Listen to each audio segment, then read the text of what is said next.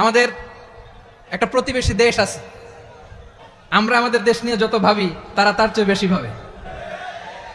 কথা বুঝতেছেন না? আরো ভেঙে বলতে হবে। আমরা আমাদের দেশ নিয়ে যত উদ্বিগ্ন, এদের আরো টেনশন বেশি। বলেন আমাদের দেশে শান্তি আছে না নাই? আমরা হিন্দু মুসলিমে কখনো দাঙ্গা লাগে? আসতে বলেন কেন লাগে? ওদের পূজা পার্বণে আমাদের মাদ্রাসার ছেলেরা যে পাহারা দেয় চিল্লায় বলেন ঠিক কিনা? আমাদের তাফসীর মাহফিলের সময় ওরা ডিস্টার্ব করেন, ঢোল বাজায় না। ওদের পূজা পার্বণের সময় আমাদের তাফসীর মাহফিলের ডেট হলে আমরা চেঞ্জ করে দেই। সুবহানাল্লাহ, কি সাম্প্রদায়িক সম্প্রীতির রোল মডেল। আর ওই বাংলাদেশের ব্যাপারে তারা অনেক ডিস ইনফরমেশন ছড়াচ্ছিল। ভারতের অনেকগুলো গণমাধ্যম, আমি জেনারেলাইজ করবো না, আমাদের প্রতিবেশী দেশের সব গণমাধ্যমকে আমি দোষ দিতে চাই না, অনেকগুলো গণমাধ্যম তারা ডিস ইনফরমেশন শেয়ার করেছে। ডিস ইনফরমেশন আর মিস ইনফরমেশনের পার্থক্য আছে। মিস ইনফরমেশন না জেনে ভুল বুঝে একটা মিথ্যা বা ভুল তথ্য ছড়িয়ে দেয়া, এটার ক্ষমা আছে, এটার কি আছে? আর ডিস ইনফরমেশন মানে ইচ্ছা করে, প্ল্যান করে, ম্যাপ করে, ছক এঁকে মিথ্যা গুজব রটনা সোশ্যাল মিডিয়ায় ছড়ানো, এটার ক্ষমা আছে? আওয়াজ করে বলেন ক্ষমা আছে? ভারতের কিছু গণমাধ্যম তাই করেছে, আমরা ব্যথিত হয়েছি, আমাদের হৃদয়ে রক্তক্ষরণ হয়েছে। আমাদের প্রতিবেশী দেশকে বলতে চাই, আমাদের দেশ নিয়ে আপনাদের ভাবার দরকার নাই, নিজের চরকায় তেল দেন, নিজের দেশ নিয়ে ভাবেন। গত মাসের ভয়েস অফ আমেরিকার রিপোর্ট, বাংলাদেশে সংখ্যালঘু জনগোষ্ঠী আগের চেয়ে বেশি নিরাপত্তা পাচ্ছে। Report voice of America, Muslim report নাকি? মুসলিম জরিপ, ভয়েস অফ আমেরিকা। কথা বুঝে নাই বোধহয়। ভয়েস অফ আমেরিকা কি আমাদের রিপোর্ট? না, ভয়েস অফ আমেরিকার জরিপ, বাংলাদেশে সংখ্যালঘু জনগোষ্ঠী আগের চেয়ে ভালো নিরাপত্তা পাচ্ছে। শুধু এখানেই শেষ না, মাইক্রোসফটের একটা জরিপ শোনাই আপনাদেরকে। তারা সারা পৃথিবীতে গুজব, ভুয়া আর মিথ্যা নিউজ ছড়ানোতে কোন দেশ সেরা একটা রিপোর্ট করেছে, এর মধ্যে 1 নম্বরে এসেছে ভারতের নাম। মাইক্রোসফট তো মুসলমানরা চালায় না? কথা বুঝে নাই বোধহয়।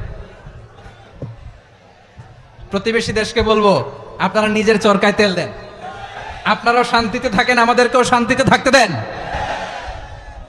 সব চেঞ্জ করা যায়, প্রতিবেশী চেঞ্জ করা যায় না। আমাদের ল্যান্ড তাদের ল্যান্ড, পাশাপাশি। আমরা চাই তারাও সুখে থাক, আমরাও সুখে থাকি, ঠিক কিনা? কিন্তু প্রতিবেশী হলে বন্ধুত্বপূর্ণ আচরণ করতে হয়। প্রতিবেশী যদি বন্ধু না হয়ে প্রভু হতে চায়, এরকম দানব প্রতিবেশী কেউ চায় না।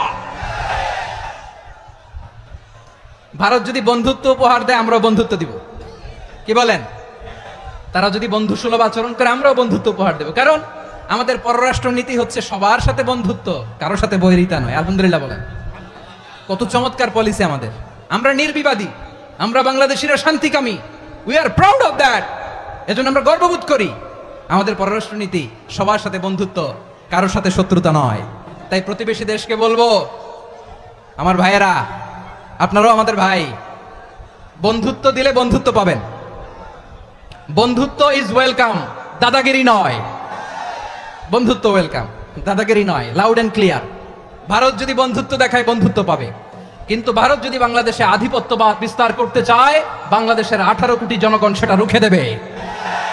ভারত যদি গৌর গোবিন্দের ভূমিকায় নামতে চায়, দেশের 18 কোটি মুসলমান শাহজালালের ভূমিকায় নামবে।